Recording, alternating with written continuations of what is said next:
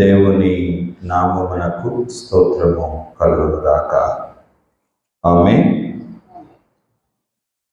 ఈ సమయము కొరకు ఏర్పరచబడిన వేదవాక్య భాగాన్ని జ్ఞాపకం చేసుకుందాం. యెషయా గ్రంథము 58వ అధ్యాయము 6వ వచనాన్ని జ్ఞాపకం చేసుకుందాం. దుర్మార్గులు కట్టిన కట్లను విప్పుటయు, కాడిమాను మోకులు తీయుటయు, బాధింపబడిన వారిని విడిపించుటయు, ప్రతి కాడిని విరుగగొట్టుటయు నేనేర్పరచుకొనిన ఉపవాసము గదా. చిన్న ప్రార్థన చేసుకుందాం. మహాపరిశుద్ధుడవును మైడల మిక్కిలి కృపగలిగిన మా తండ్రి, పరలోక ప్రభువా, మీ ఘననామమునకు వేలాది వందనములు, స్తుతులు, స్తోత్రములను చెల్లించుకొనిచున్నాం నాయన. మీ కృపను బట్టి, ప్రేమను బట్టి మమ్మల్ని దర్శించి, ఆదరించి, బలపరిచి ఇంతవరకు నా ప్రభువా మమ్మల్ని నడిపించిన విధానాన్ని బట్టి, మమ్మల్ని బలపరిచిన విధానాన్ని బట్టి మీకు వందనాలు, స్తుతులు, స్తోత్రాలు చెల్లిస్తూ ఉన్నా. నా తండ్రి, మీ పరిశుద్ధమైన పాద సన్నిధిలో ఈ సమయమున మీ యొక్క పరిశుద్ధ లేఖన భాగములను చదివి ధ్యానించుకునబోతూ ఉండగా తండ్రి, మా మధ్యను మీరు ఉండండి, మీరు మాతో మాట్లాడండి, మీ స్వరాన్ని మాకు వినిపింపచేయండి. పరిశుద్ధాత్మదేవ, మీ ఆత్మ సంచారము మా మధ్య ఉంచండి. ప్రతి హృదయాన్ని తట్టండి ప్రభువా. వినగలిగిన చెవులను, గ్రహించగలిగిన హృదయాన్ని మాలో ప్రతి ఒక్కరికి దయచేయండి. ఈ వాక్యం వినుచున్న ప్రతి బిడ్డ జీవితంలో మీ కార్యము జరిగించి మీరే మహిమ పొందుకొనమని మా ప్రభువును మీ ప్రియకుమారుడైన యేసయ్య పరిశుద్ధ నామమున అడిగి వేడుకొని ప్రార్థించుచున్నాము తండ్రి. ఆమేన్. ప్రభునందు ప్రేమైన దేవుని బిడ్డలారా, దేవుని యొక్క మహాకృపను బట్టి, ప్రేమను బట్టి ఆయన పరిశుద్ధ సన్నిధిలో ప్రభు బిడ్డలుగా మనమందరం ఏకీభవించడానికి దేవుడు అనుగ్రహించిన ఈ మంచి సమయాన్ని బట్టి దేవునికి నేను వందనాలు, స్తుతులు, స్తోత్రాలు చెల్లిస్తూ ఉన్నా. క్రైస్తవ ప్రపంచంలో ఉపవాసము అనేటువంటిది ప్రాముఖ్యమైనటువంటి అంశాలలో ఒకటి. ఉపవాసము అనే మాటకు భాషార్థంగా సమీపముగా జీవించుట, నివసించుట అనే అర్థాలు మనం చెప్పుకుంటాం. కాబట్టి ఉపవాసం చేసేటప్పుడు మనం పవిత్రంగా ఉండాలి అని ప్రయత్నం చేస్తాం. మరి దేవునికి సమీపంగా జీవించినటువంటి క్రైస్తవుడు మళ్ళా ఉపవాస దినాలు ముగించగానే ఎందుకు లోకంలోనికి పడిపోతున్నాడు? ఉపవాసం చేసినంత కాలం పవిత్రంగా ఉంటున్నాం, పరిశుద్ధంగా ఉంటున్నాం. ఉపవాసం అయిపోయిన తర్వాత మన మనసులోనికి ఒక భావన వస్తుంది, అమ్మయ్య ఉపవాస దినాలు అయిపోయింది అంటే అర్థం ఏంటి? అప్పటి వరకు మనల్ని మనం కట్టేసుకున్నటువంటి భావనలో బ్రతుకుతూ ఉన్నాం. ఉపవాసం అయిపోయింది కాబట్టి ఆ కట్లు విప్పబడ్డాయి అనే ఆలోచనలోకి వెళ్తున్నాం. ఇక నుంచి నేనేం కావాలంటే అది మాట్లాడొచ్చు, ఎలా కావాలంటే అలా ఉండొచ్చు. ఇదే మాటను యెషయా గ్రంథకర్త ద్వారా ఇక్కడ ప్రభు మనకు జ్ఞాపకం చేస్తూ ఉన్నారు. ప్రజలు అడుగుతూ ఉన్నారట, మేము ఉపవాసం ఉంటే ఎందుకు చూడవు? మా ప్రాణాలను మేము ఆయాసపరుచుకొని బాధపరుచుకున్నప్పుడు మా మనవి ఎందుకు వినవు అని మీరు అడుగుతున్నారు. ఉపవాసం చేయాల్సినటువంటి విధానం ఏంటో అసలు మీకు తెలుసా? నాకు సమీపంగా నివసించవలసిన విధానం ఏంటో మీకు అర్థమవుతూ ఉందా అని జ్ఞాపకం చేస్తూ ఇక్కడ 2 రకాలైనటువంటి ఉపవాసాలు జ్ఞాపకం చేశాడు. ఒకటి ప్రభువు ఏర్పరచుకున్న ఉపవాసము, రెండవది ప్రభువునకు ఇష్టమైన ఉపవాసం. ప్రేమైనటువంటి దేవుని బిడ్డలారా, ఈ మాటలను చదివినప్పుడు, ఈ ఉపవాస విధానాల్ని చదివినప్పుడు మనకందరకు కనిపించేది ఏమిటంటే, నేను పరిశుద్ధుణ్ణి, నేను పవిత్రుణ్ణి, కాబట్టి నేను ఇతరులలో ఈ లక్షణాలను, ఇటువంటి అలవాట్లను చూచి వాటిని విడిపించేవాడిగా లేకపోతే తీసేటువంటి వాడిగా ఉండాలి అనే ఆలోచనలోకి వెళ్తాం. ఇక్కడ ప్రభు చెప్పినటువంటి మాట చూడండి. ఏర్పరుచుకున్నటువంటి ఉపవాసం, దుర్మార్గులు కట్టిన కట్లను విప్పుటయు, కాడిమాను మోకులు తీయుటయు, బాధింపబడిన వారిని విడిపించుటయు, ప్రతి కాడిని విరగగొచ్చుట. ఇది మనం చెయ్యాలి అంటే ఎవరి కోసం చేయాలి? మన తోటి వారి కోసం, మన సహోదరుల కోసం చేయాలి. అంతేగా మన ఆలోచనలన్నీ ఇలాగే ఉంటాయి.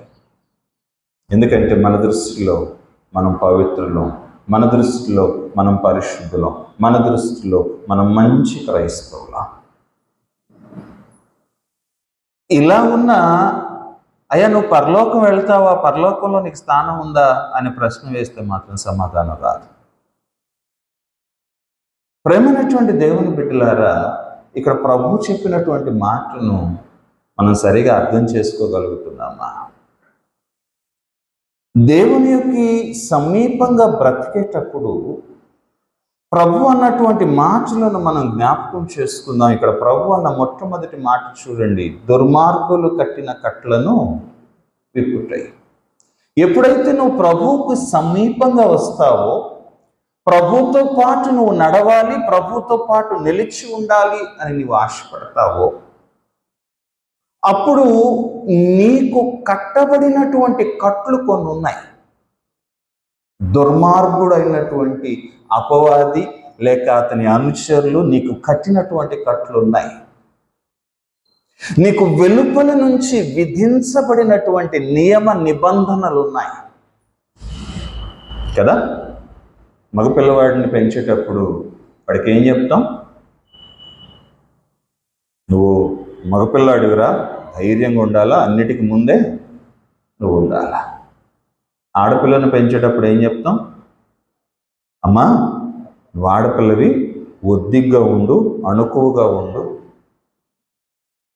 అంటే మన బాల్యం నుంచి మన జీవిత విధానం అనేది ఒక ఖచ్చితమైనటువంటి ఫ్రేమ్లో ఫిక్స్ చేయడానికి వీలుగా రూపొందించబడతా ఉంది, సరిదిద్దబడతా ఉంది, కట్టబడతా ఉంది.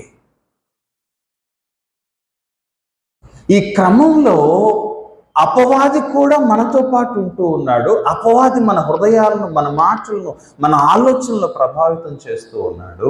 మనకు మనమే కొన్ని కట్లు కట్టుకుంటా ఉన్నాం. ఇది చేస్తే మంచి, ఇది చేస్తే చెడు.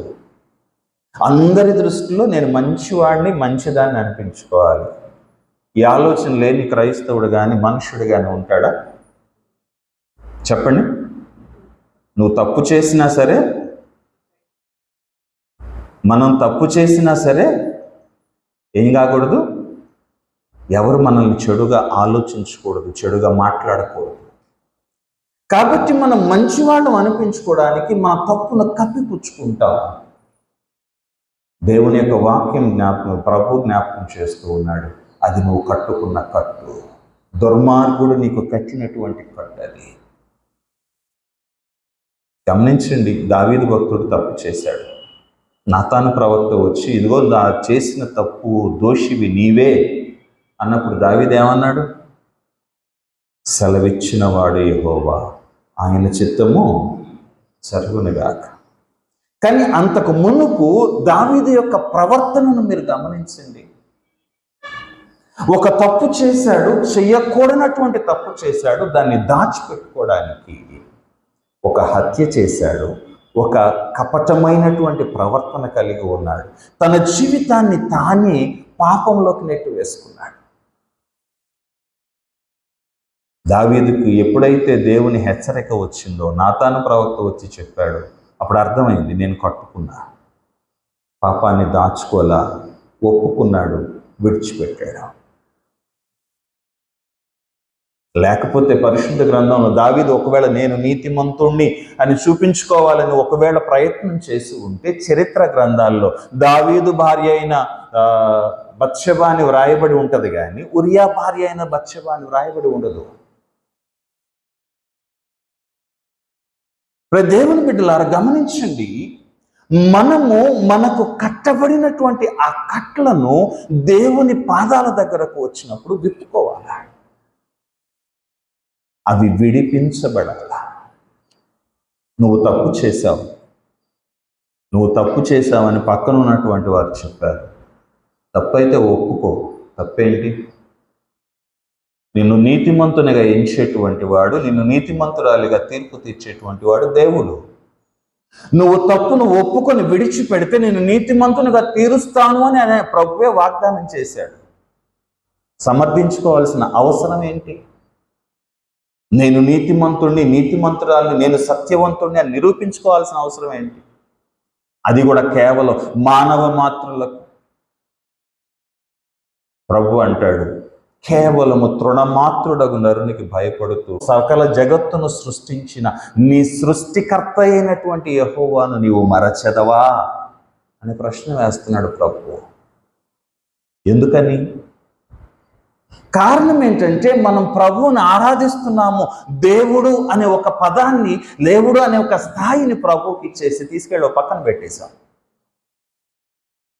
మనకు అవసరమైంది ఏంటి? మన చుట్టూ మనకు కనిపించేవి, మనకు వినిపించేవి, మనకు అనుభవంలోకి వచ్చేవి, అవన్నిటిని బట్టి మన జీవితాన్ని తీర్చిదిద్దుకోవడానికి ప్రయత్నం చేస్తూ మనకు మనమే కట్లు కట్టుకుంటున్నాం. ప్రభు లాజరును తిరిగి బ్రతికించినటువంటి సందర్భాన్ని ఆలోచన చేయండి. అక్కడ ప్రభు పిలిచాడు, లాజరు బయటికి రా అనగానే లాజరు లేచి నడుచుకుంటూ గబగబా బయటకు వచ్చాడా? లేదు. అక్కడ వ్రాయబడిన మాట ఏంటో తెలుసా? చనిపోయిన వాడు పేత వస్త్రముల చేత కాళ్ళు చేతులు కట్టబడిన వాడే వెలుపలికి వచ్చాను.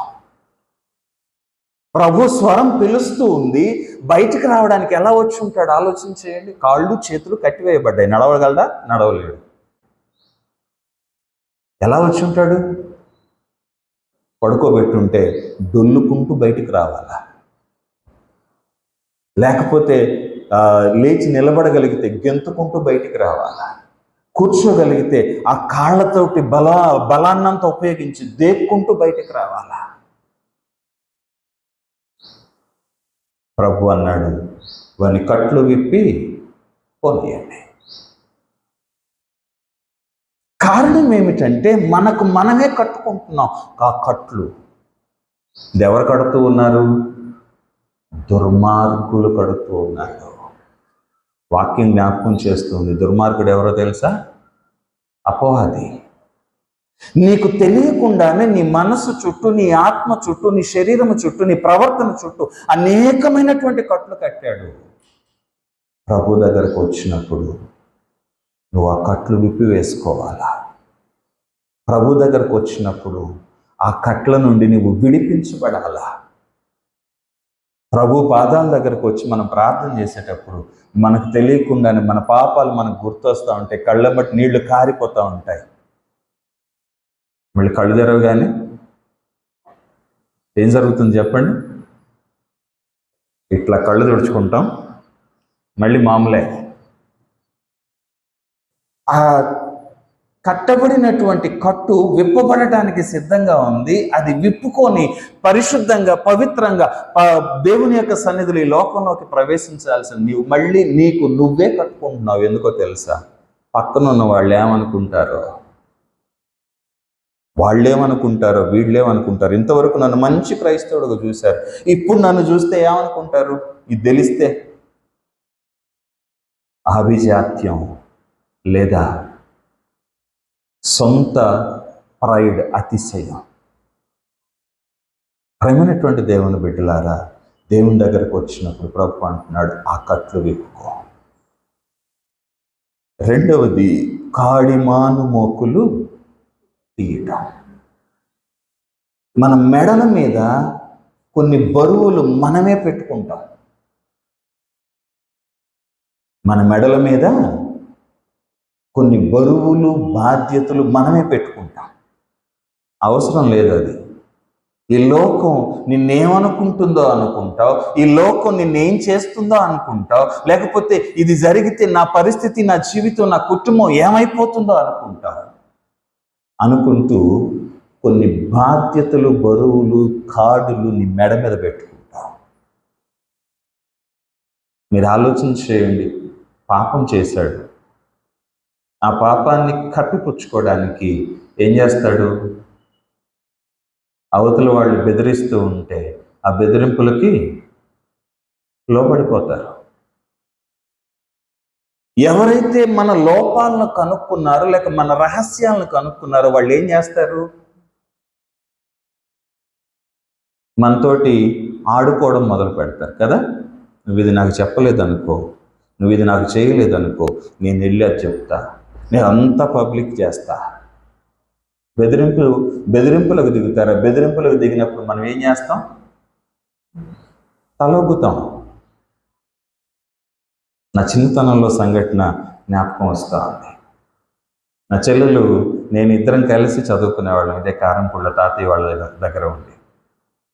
ఒక అమ్మాయి గురించి, వాళ్ళ స్నేహితురాలి గురించి నా చెల్లెలు, ఈ అమ్మాయి చాలా చెడ్డది, చాలా చెడ్డ మాటలు మాట్లాడుతుంది, చాలా గొడవ చేస్తుంది, ఇట్లాంటి చెడ్డ అమ్మాయి నేను ఎక్కడ చూడలేదు అని చెప్పింది. ఆ అమ్మాయి ఇల్లు మాకు దగ్గరలోనే. నాకు ఒకటి దొరికిందిగా, ఏ పని చేయకపోయినా ఇదిగో పోయి చెప్తా అనగానే ఎంత వణికిపోయేదో. అమ్మో, నువ్వు చెప్పొద్దు, నువ్వు చెప్పిందల్లా నేను చేస్తా. వణికిపోతే పనులన్నీ చేసి పెట్టేది నాకు. చిన్నతనం. నేను 7వ తరగతి చదువుతున్నా, చెల్లెలు 6వ తరగతి చదువుతున్నాను. అన్ని పనులు చేసి పెట్టేది. అప్పుడు దాకా ఏదన్నా పని చెప్పి, అమ్మ ఇది చేయరా, ఇది చేస్తావా అని అడిగితే ఎప్పా అని, ఎప్పో దగ్గర నుంచి అన్నయ్య ప్లీజ్ చెప్పబాక అన్నయ్య అనే దగ్గరకు వచ్చి. చూడండి, మనం మన మెడల మీద ఎలాంటి బరువులు పెట్టుకుంటున్నామంటే, ఇతరులకు మన రహస్యాలను, మన పాపాలను మనమే అప్పచెప్పి వాళ్ళ కింద బానిసత్వం చేస్తూ ఉన్నాం. అపవాది కూడా అంతే. మనం ప్రార్థనలో నుంచున్నప్పుడు, ప్రార్థన చేయడానికో, లేకపోతే ఇంకొకరికి ఏదైనా మాట చెప్పడానికో, నీతి చెప్పడానికో మనం సిద్ధపడుతూ ఉన్నప్పుడు అపవాది వచ్చి పక్కన నిలబడతాడు. ఏమంటాడు? నువ్వేమంత మంచివాడివా, నువ్వేమంత గొప్పోడివా, వీళ్ళకి నీతులు చెబుతున్నావు, ముందు నీ సంగతి నువ్వు చూసుకో. మన గురించి తెలిసినటువంటి వాళ్ళు, మన గురించి పూర్తిగా అర్థమైనటువంటి వాళ్ళు మనం వెళ్ళి మాట్లాడుతూ ఉంటే మన ముందు అనకపోవచ్చు, మన వెనక అంటారు, వీళ్ళేమంత గొప్ప నీతిమంతులా. ఈరోజు అనేక మంది సేవకుల గురించి వెనక మాట్లాడేటువంటి క్రైస్తవులు ఎంతమంది లేరు? వాటిని విన్నప్పుడు మనం ఏం చేస్తాం?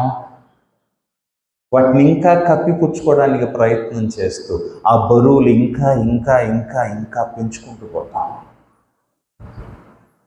ప్రభు అంటున్నాడు, కాడిమాను మోకులు తీసివే. మత్తయి సువార్తలో ప్రభు అంటాడు, ప్రయాసపడి భారము మోసుకొనుచున్న సమస్త జనులారా నా దగ్గరకు రండి, నేను మీకు విశ్రాంతిని కలుగచేయుదును. ఈ మాట చెప్తే అక్కడ ప్రభు అన్న మాట ఏంటో తెలుసా? నా కాడి మీ మీద వేసుకొని నా దగ్గర నేర్చుకోనండి.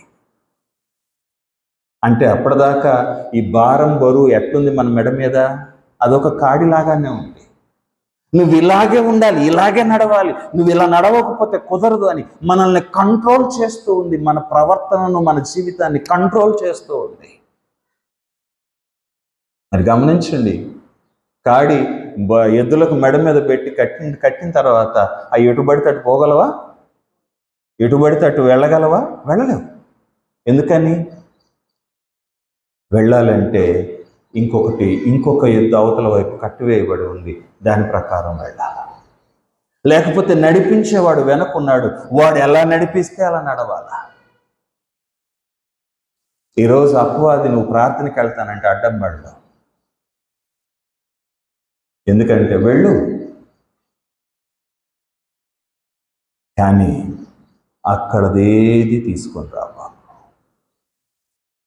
ఆలోచన చేయండి, ఎంతమందికి గత వారం మనం ధ్యానం చేసిన వాక్యం గుర్తుంది? ఎంతమందికి గుర్తుంది? కారణం ఏంటంటే మన హృదయంలో ఆ వాక్యం నిలిచి ఉంటే మనం దేవునితో సహవాసంలోనికి వెళతాం. దేవునితో సహవాసంలోనికి వెళితే ఈ కాడి మోకు తీసివేయబడుతుంది. కాడి మోకు ఎప్పుడైతే తీసివేయబడిందో నువ్వు స్వతంత్రతలోకి వెళతావు. ప్రభు నీ మీదకి వస్తాడు, ప్రభు నీతో పాటు ఉంటాడు, నీవు స్వేచ్ఛా స్వతంత్రంలోకి వెళతావు. ఆలోచన చేయండి, గాడిద పిల్ల ప్రభు ఎక్కి యెరూషలేములోనికి ప్రవేశించాడు. ప్రభు చెప్పింది ఏంటి? మీరు గ్రామంలోకి ఎదుటినున్న గ్రామంలోనికి వెళ్ళండి, అక్కడ మీకు ఎదురుగా కట్టబడిన గాడిద పిల్లయు మీకు కనబడును, విప్పి నా కొరకు తోలుకొని రండి. తీసుకొచ్చారు. ప్రభు ఎక్కి కూర్చున్నాడు. యెరూషలేములోనికి జయోత్సాహంతో ప్రవేశించాడు. ప్రవేశించిన తర్వాత ఆ గాడిద ఏమై ఉంటుంది? మళ్ళా తీసుకెళ్ళి కట్టేసుకున్నారా? లేదు. అక్కడ గొప్ప సంభ్రమం జరుగుతూ ఉంది. హోసన్నా హోసన్నా అని ప్రజలందరూ ప్రతిగానాలు చేస్తూ ఉన్నారు. పరిసయ్యులు, శాస్త్రులు ఇది చూసి అయ్యో లోకం ఆయన వెంట పోయిందంటే ఎంతమంది ఉంటుంటారు అక్కడ? ఆలోచన చేయండి. ఒక గొప్ప జన సమూహం యెరూషలేములోకి ప్రవేశించింది. ప్రభు దిగాడు, ముందుకు నడుస్తూ ఉన్నాడు, అందరు ముందుకు నడుస్తూ ఉన్నారు, నేను పక్కకు తోలేశారు. ఇప్పటి వరకు, ఇంతకు ముందు వరకు అది కట్టబడిన గాడిద ఇప్పుడు విడుదల పొందింది, స్వేచ్ఛ. తను ఎక్కడికి కావాలంటే అక్కడికి వెళ్ళగలిగినటువంటి పశువు. దేవుని బిడ్డలారా, దేవుని సహవాసంలోనికి నువ్వు నడిస్తే నువ్వు చేయాల్సిన రెండవ పని ఏంటి? కాడిమాను మోకులు తీసివేయబడాలా. నీ మెడ మీద భారముగా ఒక కాడి పెట్టబడింది, పాపము అనేటువంటి కాడి పెట్టబడింది, లేకపోతే బాధ్యతలు, ఈ లోక సంబంధమైనటువంటి బరువులు నీ మీద పెట్టబడ్డాయి. వాటన్నిటి నుంచి నువ్వు విడిపించబడాలంటే నువ్వు వదులుకోవాలా. తన్ను తాను వదులుకుంది ఆ గాడిద. దేవుని దగ్గరకు వచ్చింది, దాని మీద శ్రేష్టమైన వస్త్రాలు కప్పబడ్డాయి. అది నడవడానికి అతి శ్రేష్టమైనటువంటి వస్త్రాలు, కొమ్మలు అనేకమైనటువంటివి పరవబడ్డాయి. అది ఎప్పుడూ అది ఎక్స్పీరియన్స్ చెయ్యని క్రొత్త అనుభవంలోనికి అది నడిపించబడతా ఉంది. ఉపవాసం చేసేటప్పుడు, దేవునికి సమీపంగా నువ్వు ఉండాలని కోరుకున్నప్పుడు నీ జీవితంలో జరగాల్సింది. మరి దేవుని బిడ్డలారు గమనించింది. అందుకనే పౌలు గారు అంటాడు, బలహీనమైనటువంటి మనసు గనవానికి అన్ని నిషేధమే. ఎవడైనా నిషేధము అని ఎంచుకుంటే అది వానికి నిషేధమే. ఎందుకంటే వాడి మనసులో, వాడి మెడ మీద అదొక బరువు. వాడు అనుకుంటున్నాడు, ఇది చెయ్యకూడదు, ఇది చేస్తే తప్పు అనుకుని అది చేసావు అనుకోండి, అది తప్పే. ఆలోచించేయండి దేవుని బిడ్డలారా,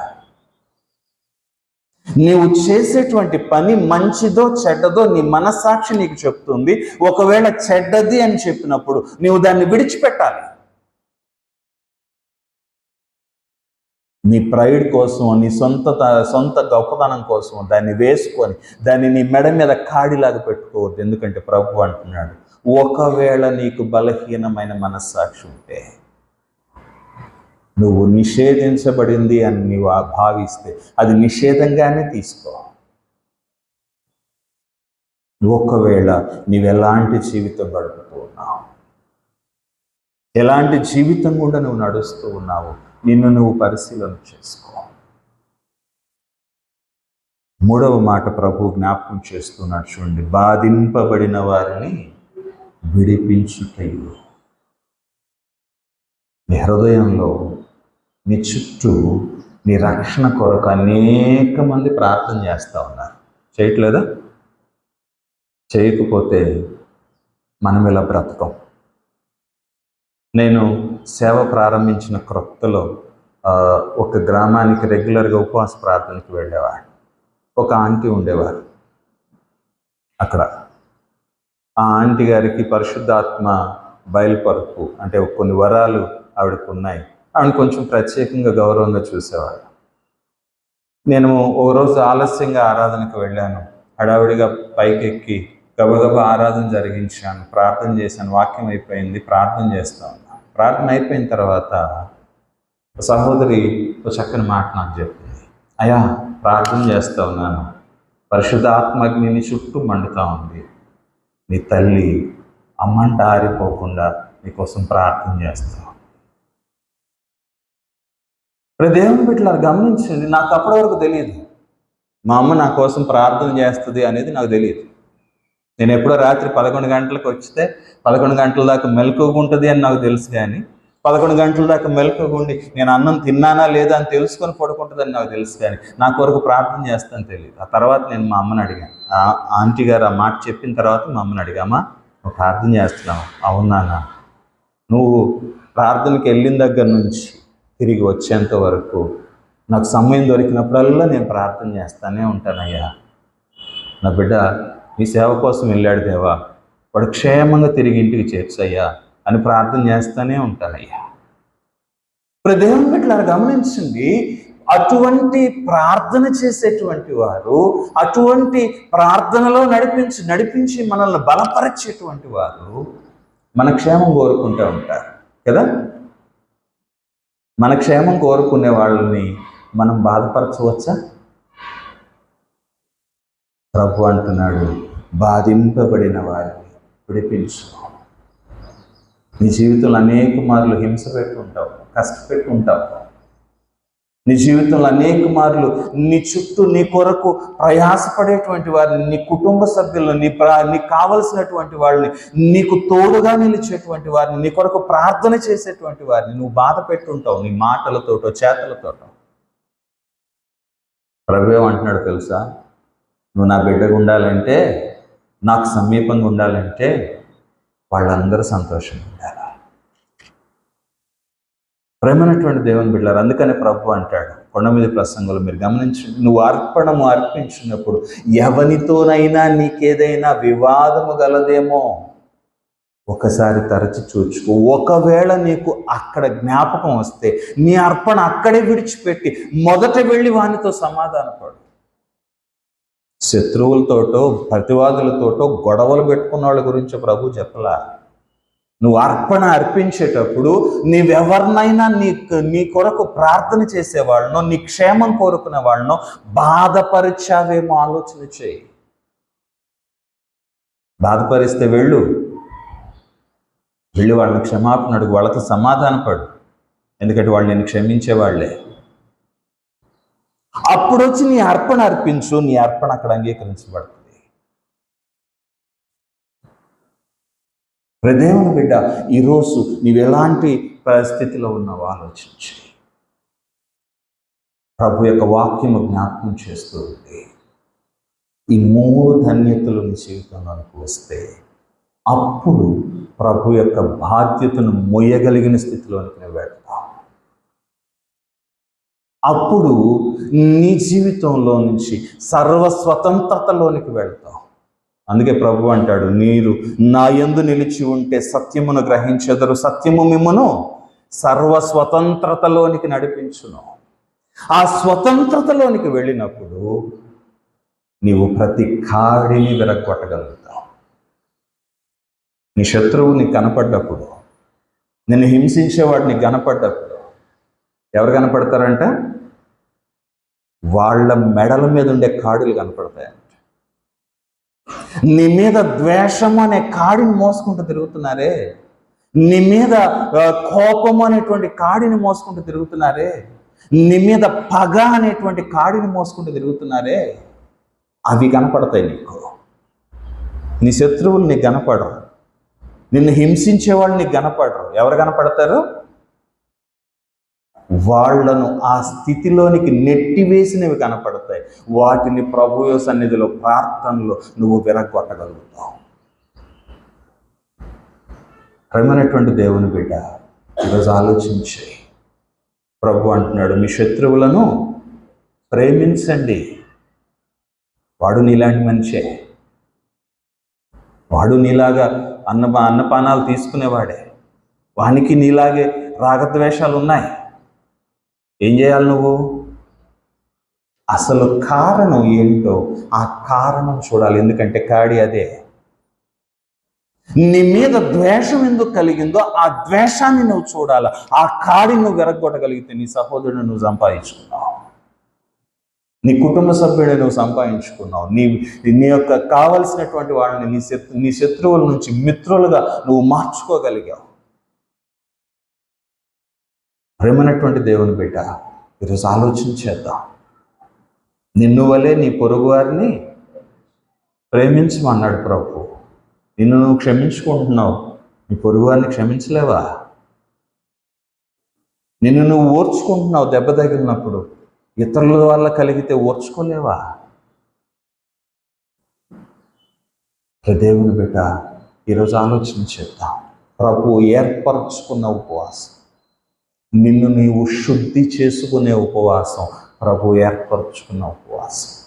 వీటన్నిటి నుంచి నువ్వు విడిపించబడ్డప్పుడు నువ్వు స్వతంత్రుడు అవుతావు, ప్రభుతో పాటు నువ్వు నిలబడగలుగుతావు. ప్రభుతో నువ్వు నీ యొక్క అనుబంధం అనేటువంటిది, ఆ సంబంధం అనేటువంటిది ఎస్టాబ్లిష్ అవుతుంది. అప్పుడు ప్రభు స్వరం నువ్వు వింటావు, నీ మాట ప్రభు వింటాడు, నీ ప్రార్థన ఫలవంతమైన ప్రార్థన అవుతుంది. దేవుని బిడ్డ, ఈరోజు నన్ను నేను పరిశీలన చేసుకున్నా.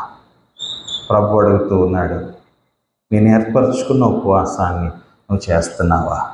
లేకపోతే ఉపవాసం ఉంటున్నాను అనుకుంటూ, ప్రభువా నేను ఉపవాసం ఉన్నాను కదా, నా మాట ఎన్నువెందుకు అని నన్ను అడుగుతూ నీ జీవితాన్ని వ్యర్థం చేసుకుంటున్నావా? నన్ను నేను పరిశీలన చేసుకున్నా. ప్రభు బిడ్డలుగా ఫలిద్దాం. ఆయన కృపలో సర్వ స్వతంత్రతలోనికి నడిపించబడదాం. అట్టి కృప పరిశుద్ధాత్మ దేవుడు మనకు అనుగ్రహించి ఆశీర్వదించునుగాక. ఆమేన్.